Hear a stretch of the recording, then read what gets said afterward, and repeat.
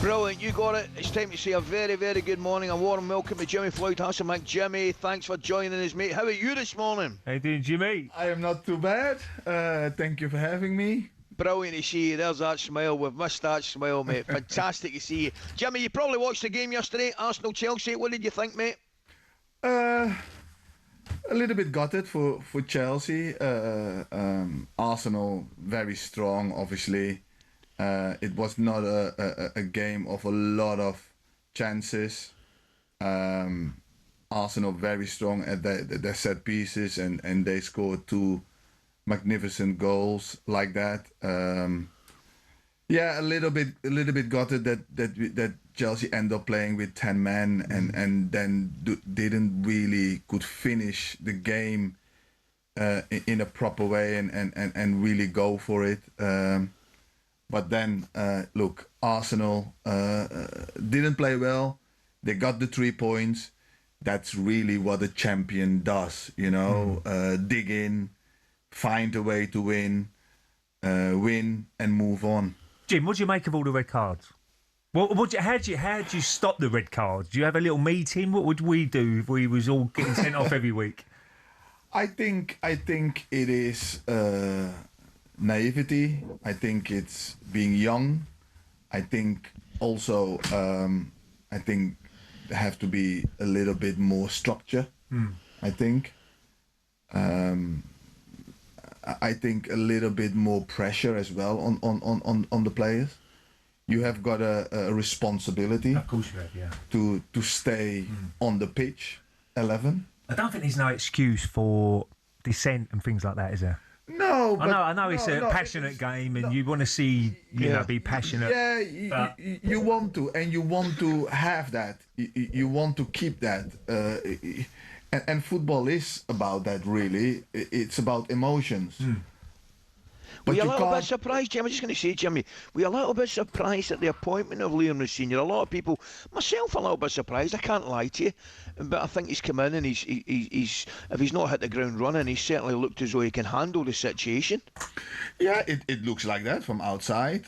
He's done exceptionally well at Strasbourg. They obviously know him. They have looked at him from really close by. He's brought Strasbourg in Europe, what hasn't happened for a long time, and tactically and coaching wise, he's got that same identity as they want. Let's not forget Maresca before him had also not done a lot. Roshinha has actually done a lot more than Enzo. Yeah. Enzo was at Leicester, got them promoted. And look at the job that he has done. So in a way, I'm not really that surprised. The thing is gonna be does he win enough games? Is he a winner? Yeah. Does he win enough games? Exactly. And can he make Chelsea successful? And that's what it is. You know, as simple as that. Yeah. So you're looking at it, Jimmy. It must be you're talking about winner and a winning mentality. There's obviously a lot of question marks over Arsenal this season, who have been absolutely terrific. I mean, I think they've hardly put a foot wrong. You can argue 2-0 up at Wolves. I get all that, but all in all, they've had a fantastic season so far, but don't have anything to show for it.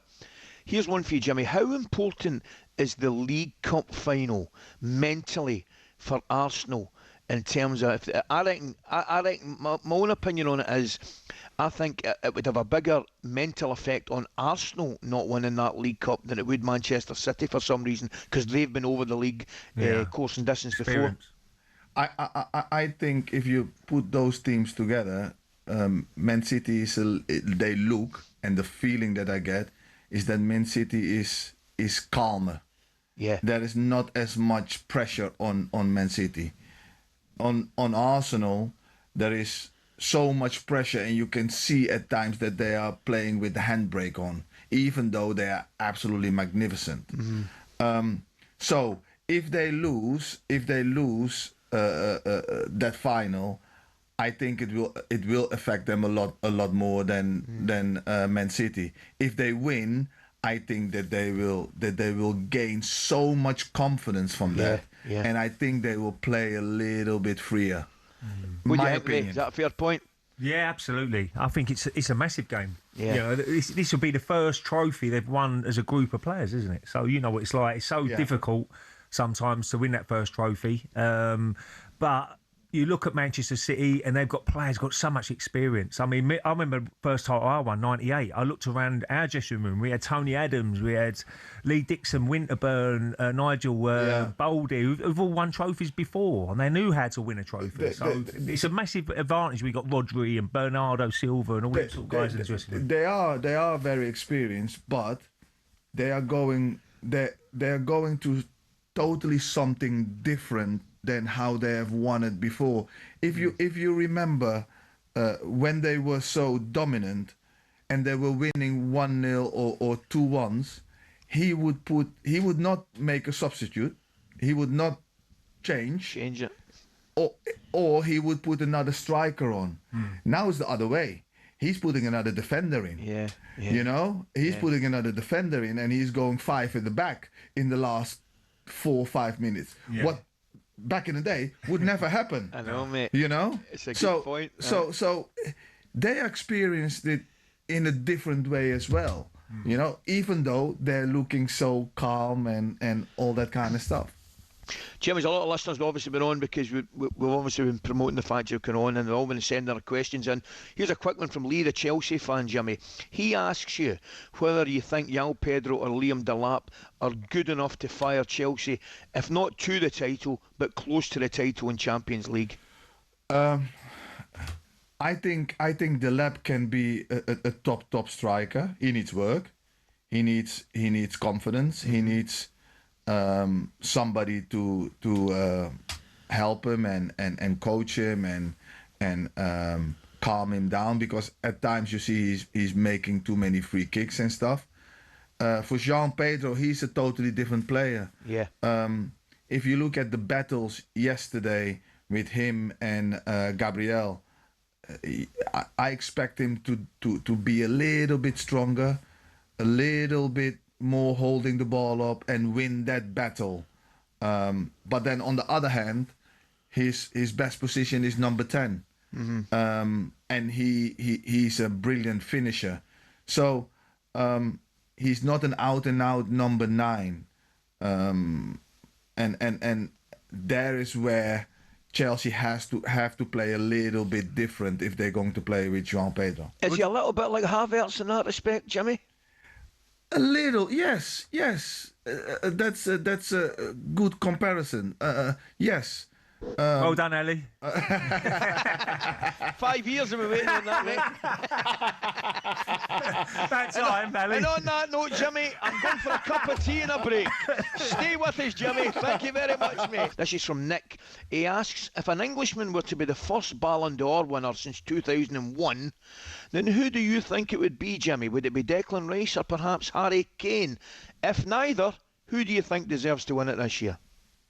Oh, this year? An Englishman. I think Declan Rice has been more or less perfect as he can be over the whole season. But then, if you look at what Harry Kane is doing in Germany, it's just ridiculous. So either one of the two for me is good for me. It's funny, Jimmy. I mean, goal scorer yourself.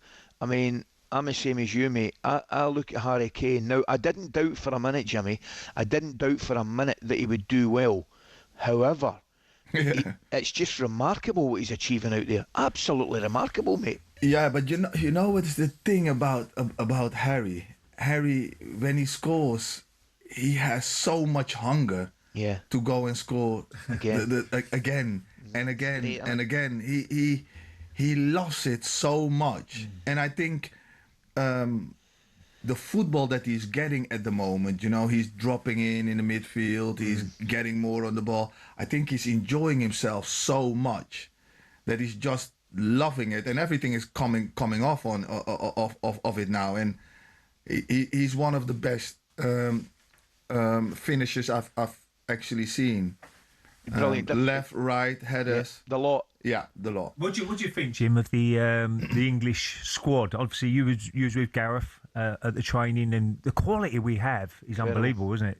The English team. Yeah, ability-wise, I think you're up there with all the big countries. You know, it's getting the experience and the know-how and the calmness and being able to deal with the craziness of the English press and the ex-football players like you.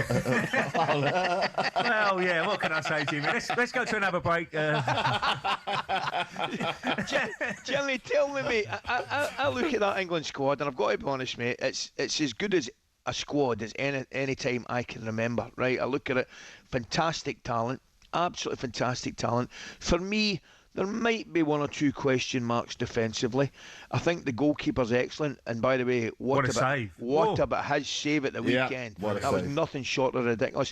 What do you think it's going to take, Jimmy? Because England have been very, very close.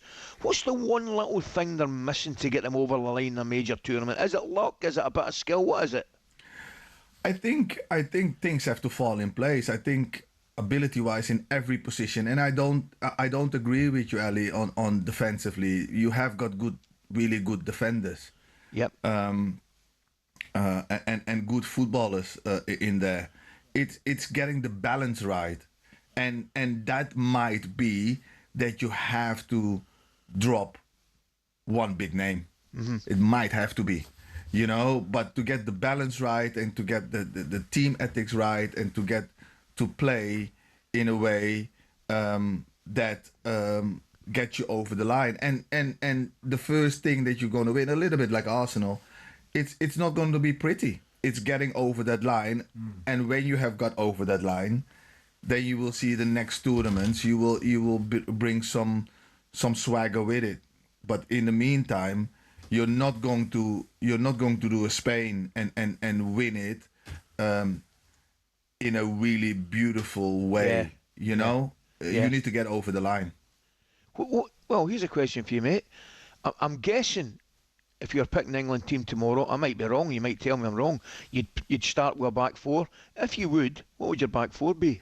Have some of that, Jimmy. You're putting me in trouble here. Have some of that, Jimmy. You're in the hot seat. You walk into that studio, you're in the hot seat, Jimmy. Oh gosh. Okay. My back four now. Yes. Reece James, right back. Yep. People who are fit, eh? Yes. Yeah. Yes. I love John Stones, but he's injured, so I would go with Gahey, and it would be Maguire or Ezra. Yes. One of the two. I don't know yet which Maguire, one. certainly got. And then left back, the best left back that England still has, and he's fit now, is Luke Shaw. But O'Reilly has been playing well. Hall has been playing well. Yep. And then Livramento, who is injured, I would definitely take. You know, so it's a strong defence. I tell you what, Ali, that was the easy question, but about the Jimmy, behind Harry Kane, who'd you pick? Behind Harry Kane, there's the three. Now, this is a good one. Now, they've got so many options. Great question. Now, behind Harry Kane, who do you pick? Yeah. Oh gosh, mate, you can't ask me that. Do you know something, Jimmy? I'll tell you right now. I'll give you my opinion on it. Saka on the right. Yeah. Saka is for me. That number 10. I think when you asked me that question earlier about Harry Kane and Rice, Ballon d'Or, I think Saka would be very, very, very close behind them, or in that group, in that same group. That's how much I think of him. They've got some talent in that 10 though as well, Jimmy. I mean, right, I've got to say to you, Rodgers? I think Morgan. I might be wrong. I just look at Thomas Tuchel and I think if there's a big game tomorrow, I think he starts Rodgers. So but do you I. think of the talent you've got in there, whether you could play Bellingham, Rodgers, Cole Palmer, Foden. Jimmy, it's unbelievable. He can't take everybody. Yeah, and that's why I said you might have to leave a big name on the bench or not take him for the team. I don't know who I would go with at this moment of time. Rodgers has been doing exceptionally well. He's a little bit quiet in the last few weeks, but he's been doing exceptionally well. Bellingham is Bellingham, and Bellingham will always turn up in big games. He will always turn up in big games. Then you have Foden. Then you have got my boy Cole Palmer. What is a must? What's he like in the dressing room, Jim? Cole Palmer. Quiet. Yeah? Yeah. Just the way he comes across. But he's quiet but confident with the people that know him. Yeah. Really good kid. Really good kid. At the moment, he's trying to find his top form. Yeah. Needs an arm around him. Yeah. Needs some reassurance, but what a player.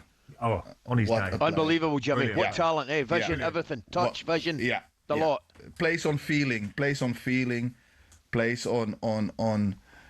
I don't know yet what I'm going to do. I'm going to look at the situation and that little moment that I have, magic. I will make my Yeah. decision and I can change my decision. Yeah. He's Talent. He's such a talent. Some talent.